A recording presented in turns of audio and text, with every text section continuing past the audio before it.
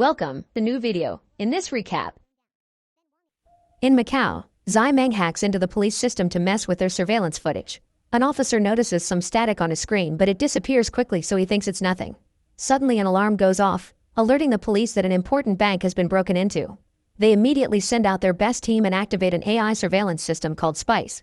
The computer checks every camera in the city and finds the car with the thieves, whose hands are strangely empty. Multiple police vehicles rush to that location. However, they find the street empty. The officers in the station can still see the robber's car on the screen, and they finally realize that their computers have been hacked with fake footage, which means the thieves have already escaped. The next day, the police discover that only one vault was robbed. It belongs to a wealthy businessman who kept a notebook with half of the password to his crypto account, valued at $500 million. At Macau Tower, the thieves are taking over the offices of a digital asset management company. A few employees are beaten up and soon the staff is taken hostage. One employee is forced to open the door to the company server, and Xiao Xin uses a computer to grant Zai Meng access. While they download the file with the other half of the encrypted password, they notice that this company works with many important clients, including the CEO of the most important crypto asset in the country. His account has military-grade protection and is valued at 10 billion. Zai Meng asks Xiao Xin to copy that information too, ignoring gang leader Long Sheng when he tells them not to waste time.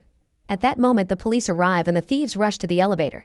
Long Sheng is at a cafe in the lobby so he can walk away without suspicion, although he accidentally walks in front of a barista while she's taking a picture.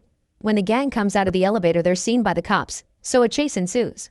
The criminals bring down several civilians as they try to find an exit, but eventually they find the way blocked and the officers catch up to them. The teams start fighting each other with impressive skill, and in the struggle, the thieves manage to grab Captain Yao Lei hostage. The other officers can't open fire, so they have to watch the criminals escape into the elevator with their captain. Outside, Long Sheng tells his driver to go even though the gang isn't back yet. When the elevator reaches the higher floors, Yao Lei starts fighting the thieves again, but he's just one man against four and they defeat him by handcuffing him to the railing. The thieves get off on the observation deck and Yao Lei quickly unlocks his handcuffs to go after them. However, the gang has brought parachutes, so they just jump off the tower to escape. On their way out, they push a woman who hangs on the edge at the last second, and Yao Lei has to help her. Since the elevators are hacked, Yao Lei leaves the tower by tackling a bungee jumper, and he lands safely on an emergency inflatable mattress. Another team of cops is waiting for the thieves when they land on a hotel's roof, and another fight begins. The criminals easily bring the officers down and use hidden tools in their masks to jump off the roof. They quickly change their clothes while Zai Meng keeps on deleting all footage from security cameras so spies can't follow them. Soon the police's surveillance system is shut down completely and Yao Lei starts searching the hotel on foot. They turn on their body cameras so they can capture every person who walks by, hoping the face recognition software will catch them. Long Sheng also makes it to the hotel in disguise and causes a bunch of distractions to keep the manager's attention away from his gang. The thieves sneak around the different rooms by constantly changing disguises that allow them to pass off as tourists or employees. Yao Lei sees Xiao Xin and recognizes the earring from the elevator fight, so he chases after him, but Xiao Xin hides by pretending to be one of the many clients in the cafeteria. Suddenly the camera detects that one of the faces passing by isn't in the system, so the cops go after the guy. Long Sheng bumps into an officer on purpose to smudge his camera lens. Xiao Xin uses the chance to move too, and the officer team splits to go after both men. However, Xiao Xin dresses as a woman and his partner becomes an old man, allowing them to escape.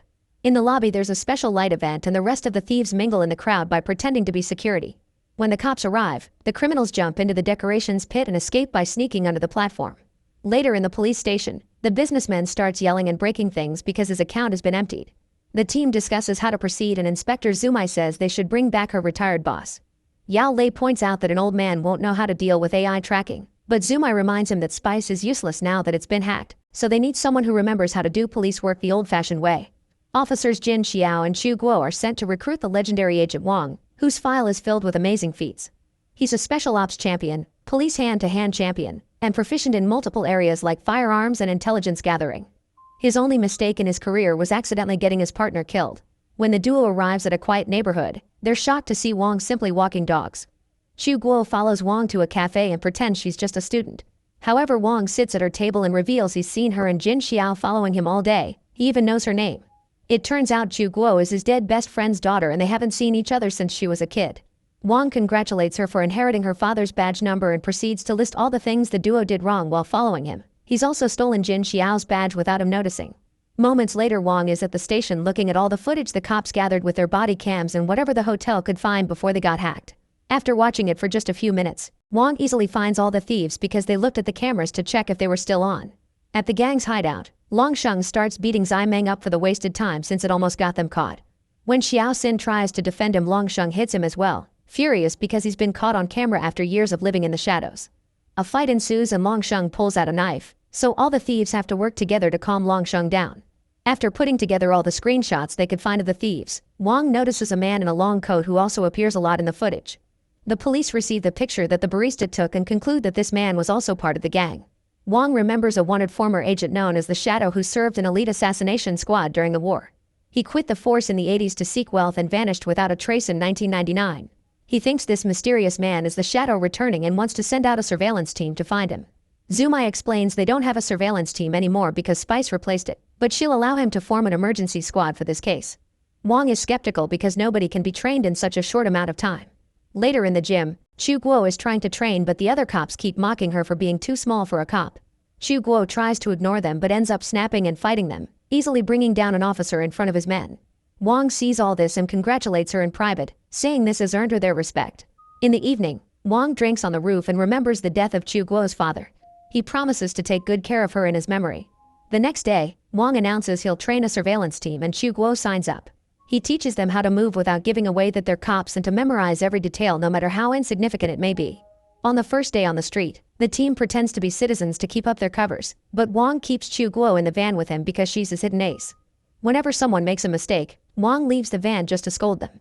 12 days later, Zai Meng is trying to plan a last mission so Longsheng can be at peace and they can all retire for good.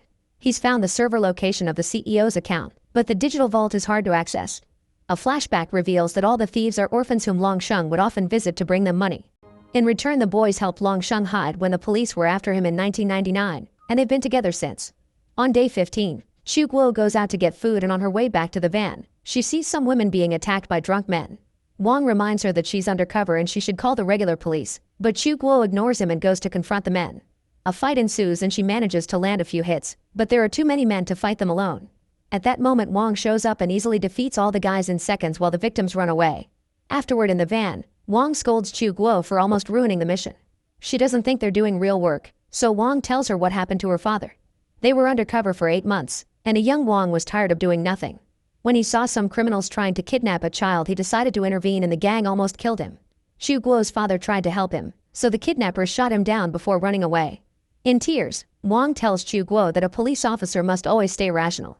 Moments later, Wang thinks he sees Longsheng at the local market and alerts everyone. The team moves to surround the market while Wang asks Chu Guo to follow their target up close since she's the only officer whom Longsheng hasn't seen. When Longsheng almost sees 2 of the cops, they kiss to keep their faces hidden. Chu Guo pretends she's looking for something on the ground and sees Longsheng's reflection, confirming his identity. Wang keeps everyone from moving the camera or turning around, so Longsheng leaves without suspicion. Afterward, the team follows him from the shadows and discovers which building he's getting into. Chu Guo decides to go inside as well and Longsheng recognizes her from the market, so he gets his knife ready. At the same time, Wang is double-checking the footage and notices that Longsheng looked at Chu Guo twice. Realizing he'll recognize her, he rushes into the building too and pretends to be her dad, scolding her while removing her earpiece. Wang chats casually with Longsheng and offers him an apple, allowing him to get a good clean shot of his face with a camera hidden in the fruit. That piece of apple is dropped in the elevator before the duo gets off. Longsheng continues to watch them, so Wang picks the lock in a random apartment and they go inside. The lady living inside freaks out and Wang has to grab her to keep her silent. Thanks to the Apple camera, the team sees that Longsheng is going to the 8th floor, so Jin Xiao rushes ahead and installs a few hidden cameras on that area. They discover that Longsheng lives in apartment 802, so now the cops can make their next move. Wang's team rents an apartment across the street to spy on Longsheng from afar and steal his trash. They find a bunch of torn Sudoku puzzles, but they're all unsolvable. Meanwhile, Longsheng spends his time popping bubble wrap. Later at the market, Wang continues to pretend to be a neighbor and Longsheng approaches him with some chit-chat while secretly scanning him for hidden devices. They talk about their fake lives and Wang says he has a gambling problem, so the calluses on his hands are from playing cards and not holding a gun. He invites Longsheng to dinner and to everyone's shock he accepts. In the evening, Wang and Chu Guo pay the lady to use her apartment. When Longsheng arrives, he scans every corner for hidden devices. During dinner, he puts his phone on the table and Chu Guo does the same so she can steal his information. Longsheng keeps asking them questions to check that their stories match, and since Wang knows details about Chu Guo's real childhood, she realizes he's always been protecting her from afar. After Longsheng leaves, he asks Zai Meng to check on Wang's and Chu Guo's backgrounds. It turns out Zai Meng has had cameras on the apartment all along. The police know they're being hacked, so they've made fake profiles for the duo. Minutes later, someone knocks on the door and Wong opens it to find Zai Mang's twin brother Zai Wang. A fight ensues and Wong manages to disarm him, but Zai Wang has a second gun and opens fire. Wong hides until it's over and comes out again to continue the fight all over the apartment, destroying the furniture. Zai Mang sees the fight on the screens but isn't worried since this was always his plan. During dinner, he hacked into Chu Guo's phone and now has access to the camera inside the police station. The team across the street doesn't see the fight because Zai Mang is feeding them fake footage again. When they start getting suspicious, Chu Guo enters the place while they can still see her on the screen, so they run out to investigate. Zai Mang informs his brother that the cops are coming, so Zai Wang opens fire to force Wong to hide. Then he jumps over the balcony and window using special cables to escape. The next day, the surveillance team returns to the street while other cops search Long Sheng's apartment. There's a cabinet full of bubble wrap and Wong realizes it's connected to the Sudoku puzzles to make a code. Suddenly the van is hit by a truck, which sends it rolling into the police building. The truck breaks in two and after hitting the van again to knock everyone out, a group of mercenaries comes out to attack. Several cops are killed and bombs blow up the police cars. Zumai realizes this is a distraction and tells the surveillance team to stay on the street to find Long Sheng. Chu Guo wakes up and pulls Wong out of the car before grabbing a gun to join the fight, shooting down a bunch of mercenaries with great aim. Soon Wong wakes up too and works together with Chu Guo to bring the last man in the room down. Then Wong explains that the Sudoku puzzles represented Braille, which Long Sheng decoded by using bubble wrap. He tells Chu Guo to contact the intelligence team so they can work on decoding the message too. The rest of the mercenaries are advancing through the station and blowing up several rooms. Meanwhile, the two members of the surveillance team find Long Sheng in an abandoned orphanage.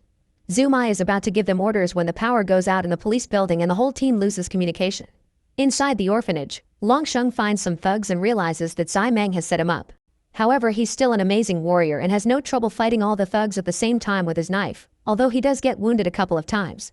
In the station, Wong continues to fight the mercenaries, who are specifically after him because there's a big reward for his head. He moves from room to room, receiving plenty of blows but also bringing down several mercenaries in return.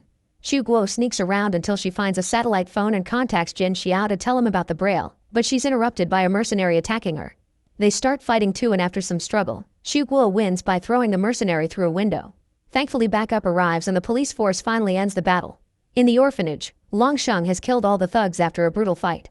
He points his knife at the camera in fury, but at that moment Zai Wang shows up and says this was his idea. As Zai Meng freaks out because his brother's presence wasn't part of the plan, Zai Wang explains that Long Sheng is too dangerous to keep around and jumps on him to fight him.